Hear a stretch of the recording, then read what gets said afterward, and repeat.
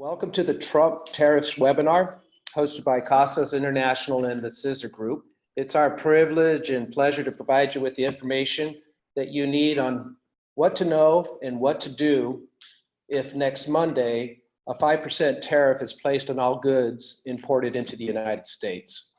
Our presenter this morning is Mirna Aguilar, our operations manager here at Casas International. She will present to you the facts and the concrete steps that you can take to minimize your tariffs. And then she will be assisted by Juan Moreno, the Director of Trade Compliance at the Scissor Group, and Gloria Vidana, our Trade Compliance Manager here at Casas, to answer those questions that you may have. We are hopeful that the tariffs that were announced by this administration will not go into effect next week, but we're also very prudent in our approach. Therefore, our approach is to hope for the best and plan for the worst. And during this period of time, we can always assure you that we will be here to help you. So, se puede confiar con Casas. You can always trust us. So now I'd like to turn it over to Mirna, who will be going over the agenda that is on your screen. Good morning, everyone. My name is Mirna Aguilar. As you know, I've been with Casas for a very long time. I'm the operations manager here. And we put this together in the last 48 hours, hoping that we can shed some light for all of you and assist you in options that you can explore to minimize the financial impact that we foresee coming in our direction by Monday, June 10th. So the agenda is the facts, the 9 things you can do. We will answer the most commonly frequently asked questions that we've received in the last 72 hours since the tweet came through and we will also have a short period at the end to hopefully submit questions and answers for you. So let's go ahead and move on. May was historic, to say the very least.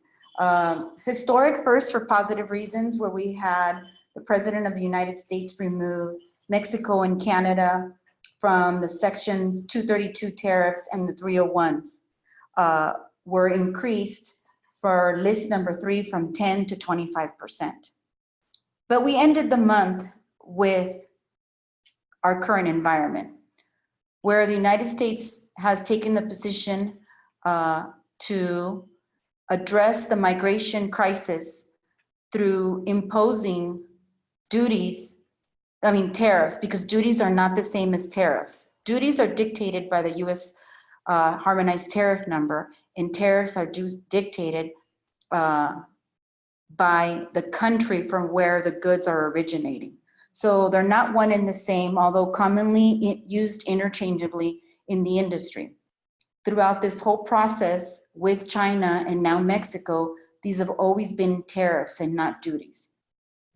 Why this is important to mention is because tariffs are not protected or eliminated because you are claiming special programs such as NAFTA or other free trade agreements that exist with the United States. What we are challenged with is that Mexico has to take action to dramatically reduce or eliminate the number of illegal aliens crossing into the territory of the United States. Otherwise, starting Monday, June 10th, tariffs will be increased for all, and I'm going to say all Mexican origin goods, because that is how it has been in the past based on our experience from May 2018 going forward with how the United States applied the tariffs for China goods. So starting June 10th, all goods with origin of Mexico will start paying a 5% tariff rate, and subsequently every month increasing by 5%. So July 1st, 10%, August 1st, 15%, September 1st to 20%, and up to October 1st at 25%.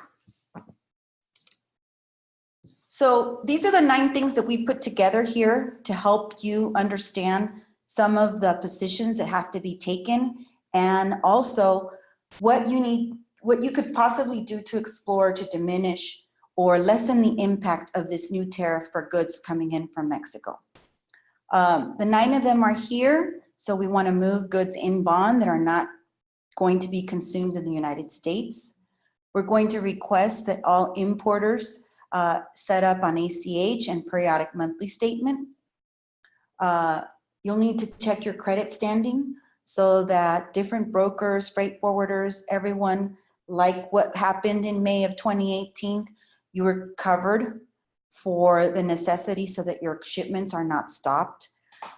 Monitor your bonds, your importing bonds, build a cash reserve, explore e-commerce or Section 321, revisit the 9802 assembly program or claims that can be made based on the processes being taken in Mexico for your US origin goods, and ship goods to the United States to bonded warehouses to protect your entries from having to pay the 5% tariff rate.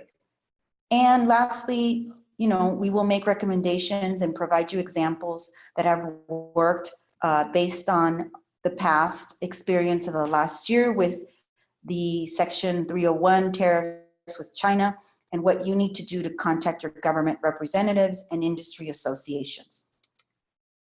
So first, to protect imports into the United States, consider moving your goods in bond, under bond through the United States to then be exported to other countries. That includes Canada.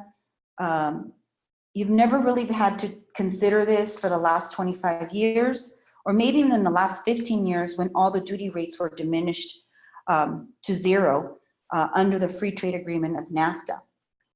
Maybe re-engineer your logistics. Consider how you can address the logistics of how you move through your freight forwarders to move goods into and out of the United States without having to pay the tariff that's going to start being imposed on June 10th. Because for the last 10 to 15 years, most items that are NAFTA qualified have stopped paying duties. And you haven't had to worry about this part of the process, so there was no real big financial impact.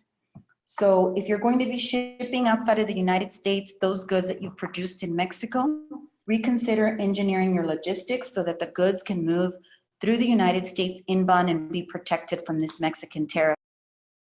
This subject of the automated clearinghouse is the electronic payment process of goods for duty, tariffs, and fee payments that have that are very similar to what we all use in our paying our mortgages or any electronic payment that we've set up. ACH has always existed. For many years, though, and many common practices is that your brokers will finance the payment of the duties for you to later then pay them. But right now, given the current environment, that's not going to be sustainable for any broker, given that the majority of the imports from Mexico are NAFTA qualified and will no longer be free to impose the 5% Mexican tariff. In addition to that, last night, the majority of the Casas customers received a note, an email requesting that you as companies start exploring the ACH application process, and also subsequently, then we would be able to place your account on periodic monthly statement so that you can obtain a 45-day float of duties, fees, and tariffs. So in regards to action item number 3, it's very important, and I know it's very short notice, but that's the current environment that we live in. We live by tweet to tweet. Unfortunately, if you don't have a Twitter account, you need to get one, because that's how we get our industry news nowadays.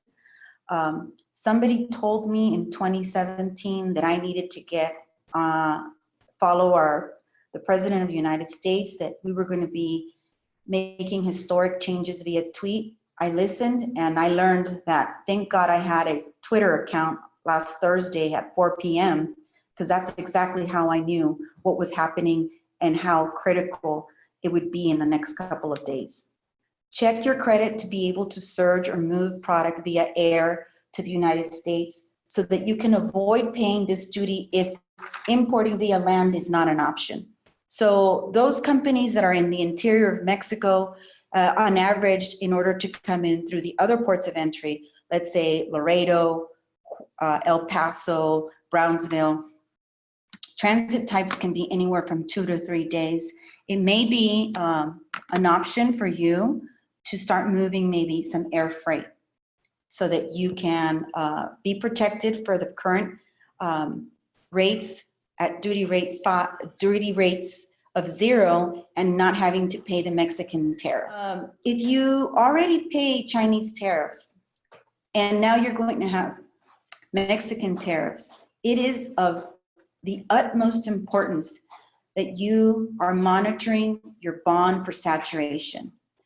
What that means is that your bond has a certain amount of coverage, typically minimum $50,000 for your common importer, but up to $300,000 of coverage that provides the US government the protection or someone to vouch for your payment of duties.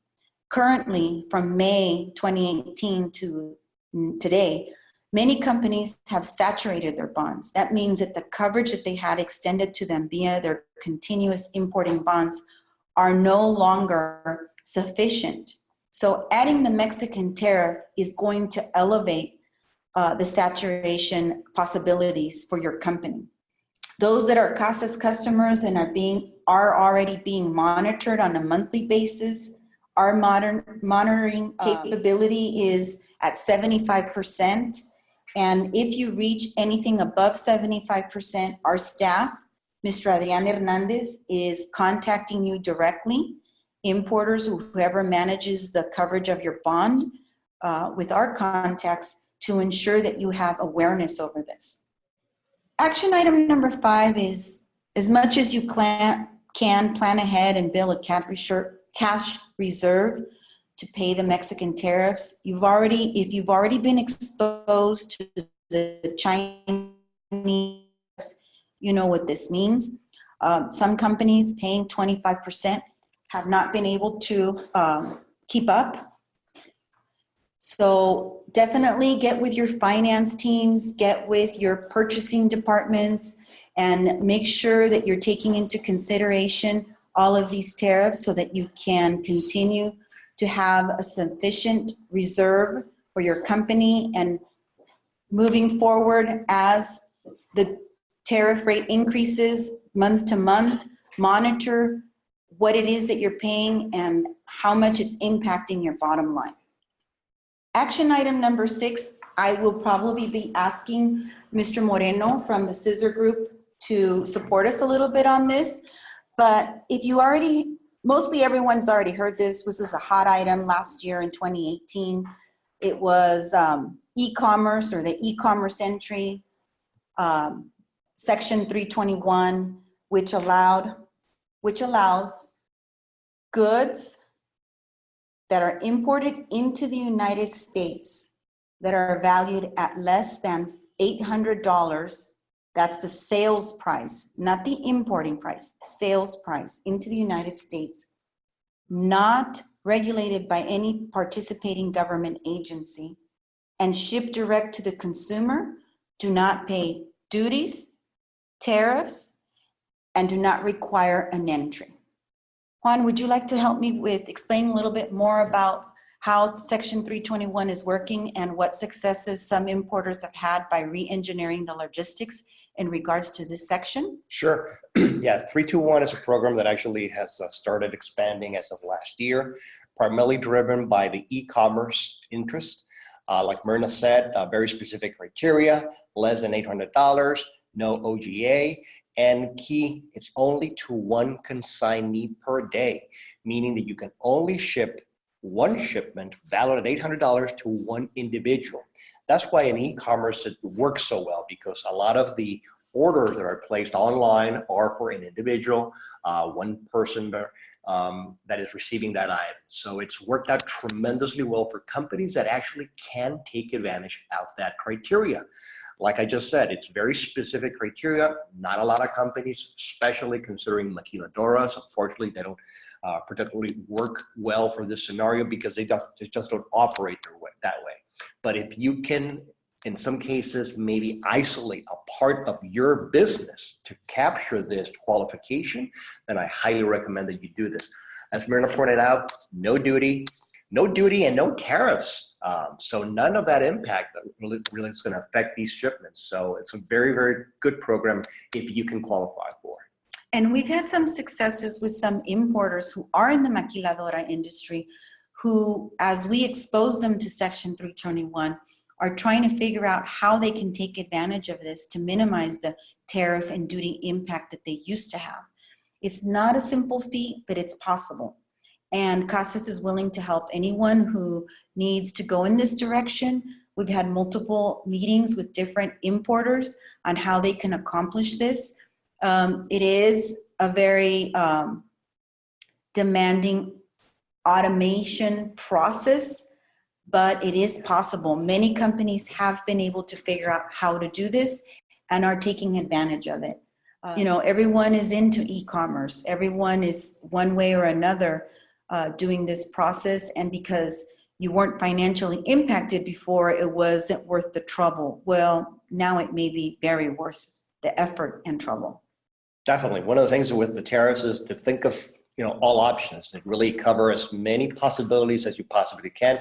And many of this involves you sort of, you know, internally changing your ways of doing business, obviously for the benefit of lowering the tariff impact. Exactly. We have seen a surge in the port of Otay Mesa and along the entire southern border in 2018, where this Section 321 has become one of the primary methods of importation for those importers who are able to fulfill e-commerce orders out of their maquiladoras. It has been a surge. The ports of entry have been impacted, but it's not impossible. Automation is definitely key here for Section 321. And we look forward to being able to support you in this avenue if this is the best route for your company.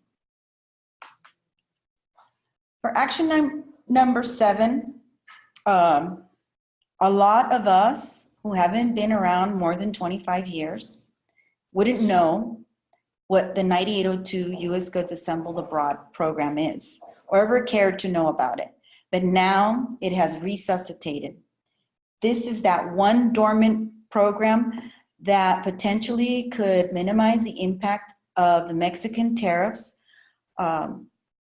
if your goods qualify for it and your production process can support it. In the past, once NAFTA came into play, it made no sense because many companies were not going to support sustaining 2 different programs that were protecting you equally against duty payments. But given the nature of the Mexican tariff threats, it is something that definitely needs to be looked at again.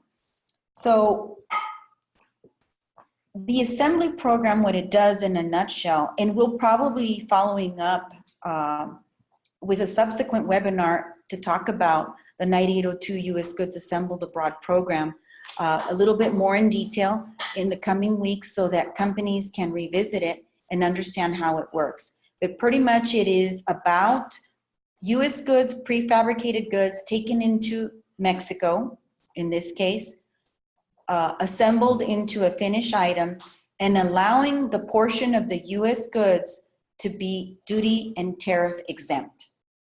That is the hope. Given the precedents that we have seen with the Tariff Act of Chinese goods, that is how it has been applied.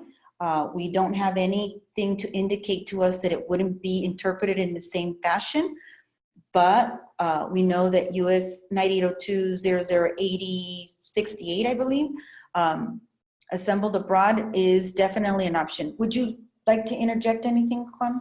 Yeah, the only thing there that I would add to the criteria for this program is that the components that are of U.S. origin that Myrna mentioned that you could essentially deduct out of the total value and not pay the tariffs over that portion of value, they have to be components that are what we call in a condition ready for assembly when they go to Mexico. For example, If you ship resin, plastic resin to Mexico, and in Mexico, you mold it into a housing that you then make into a connector, that does not qualify. What they're going after is for essentially that housing of US origin that you shipped from the US to Mexico that now became a connector. See, the housing is in a condition ready for assembly. The only thing you did to it is merely add components, assembled on, screwed on, sewed on. Those are processes that are allowed for these components that are in this condition of ready for assembly. So just make sure that you understand that. And also, like any other special program, it comes down to documentation. The fact that we say it's of US origin is not enough. You need to be able to support that with certificates of origin, manufacturer's affidavit, NAFTA certs even could be used for this purpose. Remember, you're trying to establish that the components that went down are of US origin, so you can allocate the portion of value. And the other thing that'll add to that is, look at how much really you're saving at the end of the day. Many times it's not worth the effort to go into another special program, have to defend it in a situation where maybe you are audited, where the savings is nil or very small. Really, quantify how much savings you're going to get for the amount of effort that you're going to put into maintaining that program. Yes. Another example I like to point out, which is sometimes not thought of, is the fact that, let's say in the medical industry, there's a lot of tubes that get set down there that are only cut to length. Yeah. And some of these tubes or plastic tubing is very expensive.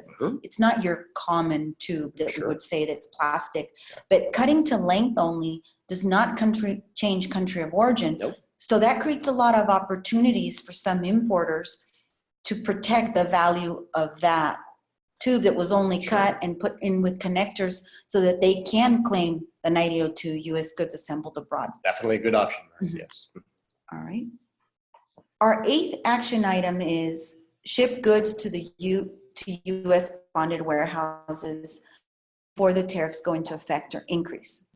And we're bringing this up mostly because we saw this as an option for many importers who were importing Chinese goods. And based on what we've seen in the past is that deposits into bonded warehouses via a bonded warehouse entry protects you from paying duties and tariffs. So therefore, if at the time of entry, you don't know where your goods are going to go or end up, and they're not direct imports into the United States where they're going to be consumed there, this is a very viable option to buy you time, to give you an option to re-strategize how you have to shift your logistics and put into play your freight forwarding operations for goods that are not going to be consumed in the United States. By the way, I'd like to add that Casas International is a bonded warehouse and a viable option in San Diego and in Calexico. So these are options that you can explore. So we can definitely support you in that effort. The one thing though that is going to be very important is if you are using or making deposits into bonded warehouses, you have to monitor the dates. You don't want to deposit in there and then find out that 3 months down the line, to protect yourself from 5%, you've only opened up yourself to have to pay 15% for goods that are going to be consumed in the United States, based on the current timeline that's been given to us, month to month, increasing by 5% for the Mexican tariffs. The last action item that we'd like to propose is, this is a highly politicized subject. So we are encouraging everyone, all importers, to contact their U.S. government representatives, industry association, and pressure and ask for exemption reliefs. The same as it was done with the Chinese tariffs. Contact your representatives wherever you have warehouses, distribution centers, manufacturing facilities. This is a very serious impacting tariff that's going to be placed on us. I will say that Tijuana or the Baja region is probably very close to being the medical device capital of the United States that's supporting the health industry on a very quickly, rapid pace. And Tijuana, Ensenada, all of Baja is highly represented by the major medical device manufacturers. You have to use your voice. You all have your medical device industry associations, your US representatives all have to be contacted in writing and told that there are loss of jobs at stake here, not only in manufacturing, but also in distribution, the trucking industry. There's so many levels that are at stake here. I'll go ahead and give an example that was given to us by the man that we work with in DC, who is part of our political action committee representative. And he gave us an example only like 14 days ago when the environment was a little bit different and we were focusing mostly on Chinese tariffs, was that a company, small, not massive, 40 people, made snow blowers. The motor that was being produced for their snow blowers was being made in a Chinese manufacturing facility. They went out for exclusions multiple times, or denied multiple times. But after contacting their US representatives, filing for exclusion, and pleading their case that this was not about profit, but this was about 40 individuals in the United States losing jobs where they could not find another vendor for that motor, that they were able to finally get exclusion from the Chinese tariffs. So sometimes it's not so much about profit, it's about what we have to sustain in the United States. The President of the United States just recently tweeted that with this, many manufacturing jobs are going to come back to the United States. Well, he hasn't seen the impact that it may have already on manufacturing jobs in the United States that could be potentially lost, because now sub-assemblies or part of their assembly process is being produced in Mexico, and we'll know, so now it makes no sense to have the US part producing the second part of this facet, and they'll just keep it all in Mexico. So please contact your US representatives, your industry associations. I understand like the Medical Device Industry Association has a lot of pull. Medical industry has never been used to paying any duties. For 90% of what is in Chapter 9018, no duties are assessed. This is huge. 5% adds up quickly. Would you like to add anything, Juan? Yeah, the only thing I'd like to add to here is that definitely, like Myrna just said, take advantage of the processes that customs, or in this case, the USTR is going to provide, we expect, for the Mexico tariff.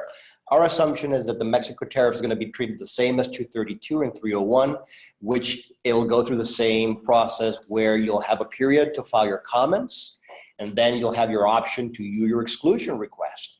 Definitely take advantage of both of those situations. Like Myrna said, in our case, at the firm, we were successful with both instances. For some companies, we were able to represent them and file comments that in those comments, we were able to safely exclude certain, not classifications whole, but very specific product exclusions for them. So they work. They're not very common, but if you do have a very specific product and very set of unique facts, and you can make a good argument as to why that needs to come still from Mexico or from China or whatever we're talking about that's being affected, that's affecting you, definitely take advantage of the processes for both the comment and the exemption relief. At this point, we are not clear whether there will be any process or procedure for Mexico exclusions. Yes. But given the history of the last year and what we've lived, eventually your pressure, political pressure, may allow for that, and it's best to start preparing for that, thinking about how you need to go about that, how you will make that argument, and how you will support that argument so that you can be part of those exclusions if and when they are open to you as a possibility to protect you against these tariff rates. So now we're going to be moving on to our frequently asked questions segment that we have compiled of 12 common questions that we received in the last 4 days. And hopefully we can put into play and settle some of these, unpredictable factors. And with that, I'm going to go ahead and be supported by Gloria and Juan, and I'll open it up for the first question, and I'll go ahead and start. Will the tariffs go into effect? Well, the short answer to that is, as it was published on Thursday, yes. It's uncertain, but we suggest planning on it based on precedents. And I'll add a little bit to that. I actually just got off the phone with our Washington counterparts that gave us a little bit of an idea as to what might happen within the next few days. It appears that the negotiation team that Mexico sent to Washington is actively pursuing the Trump administration today. Our understanding is that they're meeting with Mr. Pompeo today, and that the hope, a very optimistic hope, is that they are able to push off the implementation of the Mexico tariff coming on June 10th. That is the hope. On the other hand, though, we are seeing the tweets from Mr. Trump as not very indicative that that's going to likely happen. So like we've seen in the past few weeks, the communication coming out of the White House seems like they don't really are on the same page as far as what's coming out of that office right now. So I'm hopeful that they will not actually come into play on June 10th, but at this point we still just don't know. Okay, the next question on our frequently asked questions is this is part of the facts. When will the tariffs go into effect? As we discussed on the previous slides, we know that next Monday, June 10th, the 5% will start on all imports. Currently, what we have read, what we have seen on the news inclusive is 5%, it says, on all imports from Mexico. As we have mentioned, we are of the idea that it's going to be country of origin Mexico, and this is based on the facts and the history that we know. We know what has happened to China, Section 301, it's origin China. And we know with Section 237, aluminum and steel, it has been country of origin driven. So we expect that it's going to be similar as in those trade remedies. That is the expectation that it'll be treated the same. Exactly. And as we discussed as well, is on July 1st, there's a 5% hike, and so on August, September, until we get out to October. The worst case scenario is 25% beyond that date. One of the biggest questions that we right now are entertaining is really what does the U.S. want to see Mexico do to prevent it either going to 10 or 15 or whatever? I mean, what is the Trump administration, in essence, looking for the Mexican government to take on as far as actions that'll satisfy the Trump administration or the U.S. and not have it either escalate or completely eliminate it once it goes into effect? That is a big mystery right now. They're talking about militarizing the borders. They're talking about suspending the visa program so that migrant caravans can travel through the country. So that's our expectation, is that unless the U.S. starts to see those very hard actions being taken place by Mexico, the likelihood of this going away is not going to happen. So that was our question number 3. Yes. Will the tariff apply to all goods? At this point, yes, based on what's been said, mind you, in a tweet. Well, no, actually in the USTR documentation, yes, right now it's applicable to all imports from Mexico. That is Mexico origin, rework operations, 321. At this point, it's basically a product coming in from Mexico to the United States. That's what's being addressed right now.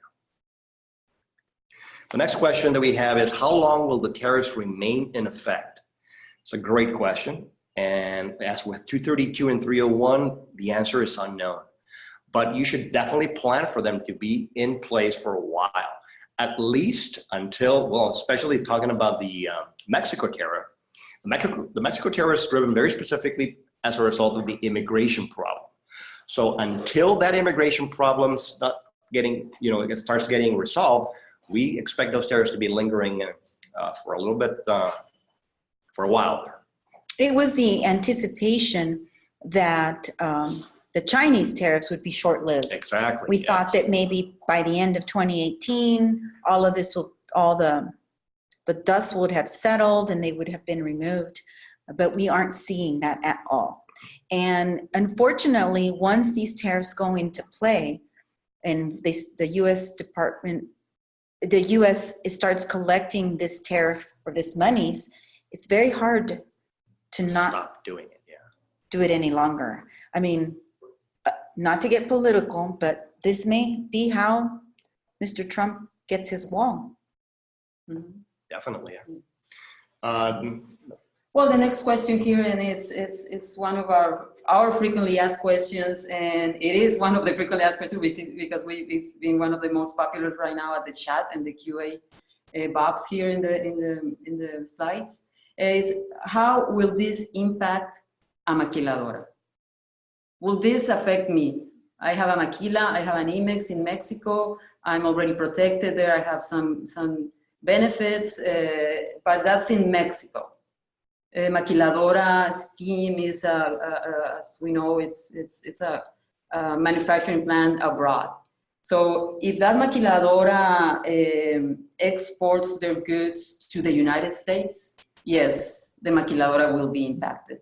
The other, and the other thing that'll add to that, Dora, is that if this doesn't get resolved, what we expect to happen is Mexico taking retaliatory action against the United States.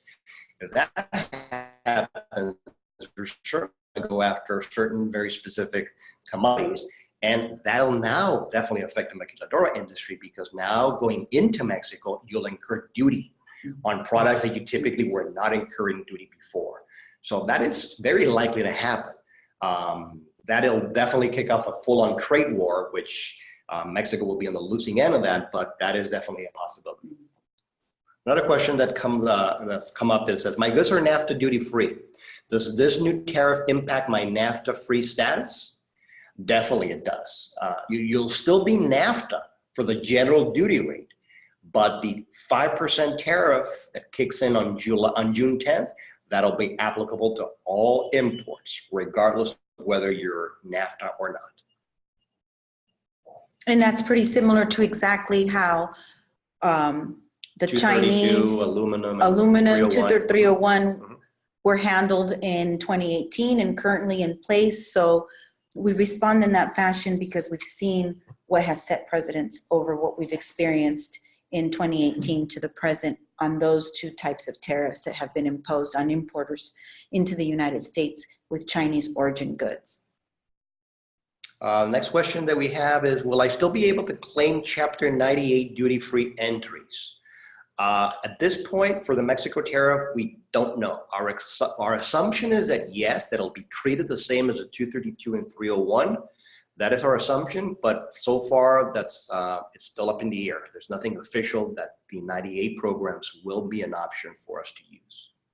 And if it's anything like what we experience in the Chinese tariffs, hopefully it won't be so confusing that yes, no, apply it this way, remove it this way, but hopefully they'll follow the same guidelines and there'll be some relief. Yes. Yeah. Yes. Well, the next question is, how much of my Mexico origin finished goods enter value will be assessed by the tariff?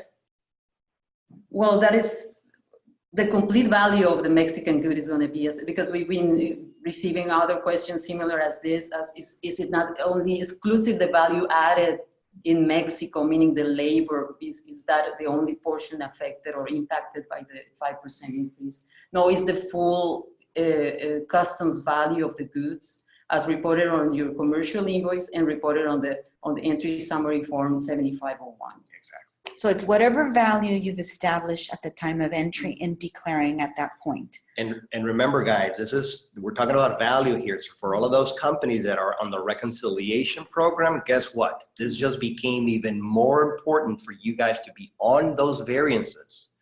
The last thing you want to do is be stuck with another duty bill at the end of your recon period for charging, I don't know, 5, 10, 25% additional on that variance. So Plus another interest. reason to keep your cost as tight as possible. Mhm. Another reason why you need to stay very connected to your finance departments, import departments, trade compliance, all have to have a united front to understand the financial impact this is going to have on your company. Because if it's anything like the Chinese tariffs, it may not get to the 25%, but maybe the United States will use their strong arm and we'll get to the 5 and 10%, and maybe it'll hold off there for a little bit. But definitely create a strong unified alliance with your finance department, your trade compliance, and your importing department. Here's another question. It says, if I ship inbound from Mexico to a third country destination, will my product be assessed a tariff? Generally, the inbound program has basically allowed you to not be incurring any tariffs, duties, or anything because it's technically not an importation into the United States. Even though the rules for the Mexico tariff are still not clear enough for really us to be able to say, no, they're completely out, our assumption is that yes, those will be exempt from that notice, but we won't know for sure until it's final. Okay. Another question is, how can I request bonded warehouse entries? You can submit your request to how to file a bonded warehouse entry or make a deposit into a bonded warehouse entry by going to our compliance@casasinternational.com email address, and we will provide you the guidance for that service. It's not difficult. It's just changes the entry type from a consumption entry to a bonded warehouse entry. It also buys you time. There's no duties or tariffs that have to be paid. So definitely we'll be looking out for those compliance emails, questions from your company so that we can support you in this area as an option. Okay, and one very important question that actually just came in says, can Casas continue to pay my tariffs and then allow us to reimburse you? And I'll defer that answer to probably your Myrna. Okay, so historically, Casas has always been very willing to make those payments for the last 35 years, but based on the current environment, it's not sustainable. No broker will be able to sustain this process. So due to the magnitude of the situation, Casas is no longer able to, per se, front your duty, tariff, and fee payments. And last night we went out to a series of customers already and importers, myself, Gloria, and Hector, to provide you the options of what you need to do to get on ACH payment so that those duties can be paid directly by your company to CBP. This is not new. Because of the Mexican tariffs, we had not felt the need to do this. But in May of last year, most air and ocean environment brokers, filers, started to shift in this direction because of the 25% Chinese tariff duty rate. So what's very important about going on to ACH is that once you're on ACH, you can also use the periodic monthly statement. And that allows for companies to make one duty payment to customs a month. So essentially, it's allowing your company to process payments with a 30 to 45 day float. So you're outlaying one payment once a month, which awards you, the ability to financially, stockpile your monies and be able to then make only that payment for duties once a month. like I had said. Do we have more questions? Anything else that we Yes, need to look actually. at, Gloria? Yes, absolutely. We're receiving a question here in regards to date. Okay, will the tariff apply based on the date the entry was generated or on the actual entry date? If I submit the entry on a Sunday and clear on Tuesday, will the tax be 5% or 0%? It'll be driven by the entry date. Yeah. So if the entry date is as of June 10th, you'll pay the 5%. Yes, absolutely. I'd like to remind everybody here locally in Otay Mesa and Calexico and along the entire southern border that entries can be made on Sundays if you're a CTPAT certified company. And many companies do take advantage of this. They document their shipments on early enough in the process to be supported operationally by making entry on Sundays. Sundays here in Otay Mesa and in Calexico, I believe, are 8 to 2 p.m. So that does provide you that opportunity. But they have to cross that same day. They can't be just documented. That's important that everybody realize that they must also physically enter the country that day. And that entry date is different in the land environment by the date that CBP posts in the system. It's not like the air and ocean environment that you have 5 days ahead, or for the ocean and the same day that the aircraft is arrived. Do we have any other questions? Yes, Gloria? yes.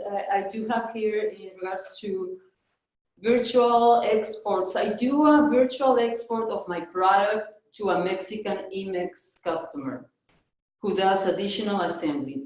Does this 5% tariff apply or only until the final assembled product crosses into the United States? Yes, only until the final finished product crosses into the United States. Basically, you're being assessed the Mexico tariff on the product that you're importing into the United States. So until that product crosses into the US, you will not be assessed that tariff. Yes, exactly. And there's another question here in regards that there's an importer here that receives their materials and components through the Ensenada port of entry. That's a Mexican port of entry.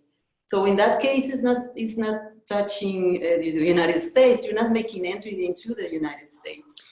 It's the United States. It's not involved in that transaction and that scenario. So no, it's not applicable in that case. The other thing I want to mention is that I know a lot of maquiladoras take advantage of the inbound program for situations where they know the product is not going into the US. Let's say, for example, shipments going to Canada. Mm-hmm. See, up until this Mexico tariff threat, shipments that were NAFTA eligible, provided they were NAFTA eligible, you were just importing them straight into the US and then to Canada because there was no duty impact. So it didn't really make a whole lot of benefit to use the inbound program when there was no duty savings per se. Well, guess what? Now there is an incentive to go back to using the inbound program, even though your merchandise is essentially NAFTA eligible, provided obviously the final destination is not the US. So obviously shipments that are not destined to the US and that are NAFTA eligible, put them under inbound because you will be hit with that 5%. And obviously it makes no sense in you guys paying. Okay, we have an important question here. Yeah. If we are a maquila operation, should we ship everything imaginable this week? You send them now, send them all. If it fits in the truck, Put it in it. And start collecting those shipments as soon as possible. Stockpile whatever you can. Yeah, and definitely look at your bond. Obviously, that is one big issue that we're looking. Many companies are, essentially, it's not that difficult to really calculate what your new bond amount has to be. Take your entered value, assume 5% tariff on that, and 10% of that value, that gives you your new bond amount. So make sure you do update your bonds because that is going to be a very, very hot topic of discussion with the surety companies. We're hearing there's been a lot of pushback from the sureties as far as asking for financial records, collateral in some cases. It's not going to be as easy as getting the $50,000 bond that we've been accustomed to getting. So just be mindful of that and maybe even start making a few phone calls to your surety companies. We have a question here about whether if you're claiming a program under 9817, like the Nairobi Act Nairobi. or the agricultural Yeah. horticulture irrigation, will they be subject to the Mexico tariff? Well, as of right now, yes. Yes. Mhm. Our assumption is that as in 232 or 301, they'll be treated the same. So once it's refined, once the scope is refined for the Mexico tariff, we'll know better. But in all likelihood, my assumption is that no, it'll eventually get knocked out. You'll be able to bring in stuff under Nairobi and not pay the tariff. Well, we're nearing the close of the webinar. We hope that everyone has found it useful and that we were able to shed as much light as we can, given the nature of the uncertainty, that there's a lot of what if, and as much as we know now, we have shared to all of our customer base via our operational bulletins, and we will continue to do the same as information gets disseminated to the industry. I will say that, it's minute by minute. And as we previously stated, hope is not a strategy, but we're going to have to resume to that right now. Usually, we can have more concrete definitions for you, but at this point, we know what we know, and that's all we know. So, Juan? Yes, a few parting words on my behalf. First, assume nothing, guys. Plan for the worst and hope for the best. The U.S. government has clearly demonstrated their willingness to use increased importing duties to accomplish their objectives. 12 short months ago, the federal government imposed additional duties on China imports. Those duties are now as high as 25% on most items and may soon grow to all imports from China as early as this July. Second, validate and verify your dutiable import values. Remember, lower values represent lower duties. Now is the time to optimize your value as much as possible. Those operating under the recon program, revisit this. You want to make sure that if you're going to pay a tariff, pay it over the lowest value possible while still being compliant. Third, validate and verify your country of origin. At this point, we are hopeful that these new duties will only apply to items with country of origin of Mexico and not items with other countries of origin. And once again, a reminder, the fact that your company is an IMEX or a maquiladora in Mexico, it does not protect you from this tariff. Those are programs that are available to your company in Mexico. They have nothing to do with the United States. The fact that you're a maquila operation or an IMEX does not protect you from this tariff. It doesn't isolate you from it. This is a tariff that's being imposed as we know it at this very minute for goods of Mexican origin or originating from Mexico that will be imported into the United States. The process which they were manufactured, or if it's a domestic good manufactured in Mexico, it's still subject to the tariff. The value that will be used to assess the tariff is the value declared in your commercial invoice. Yes, essentially your bill of material value, essentially. Your cost of materials, your FOB value, so to speak. That's what you're going to be taxed on. And once again, I'd like to thank everybody. Confía en Casas, trust in Casas, that we're on the front line for representing everybody that we can. Juan, thank you. Gloria, thank you very much. Have a great day, everyone. Thank you, guys. Bye. Thank you.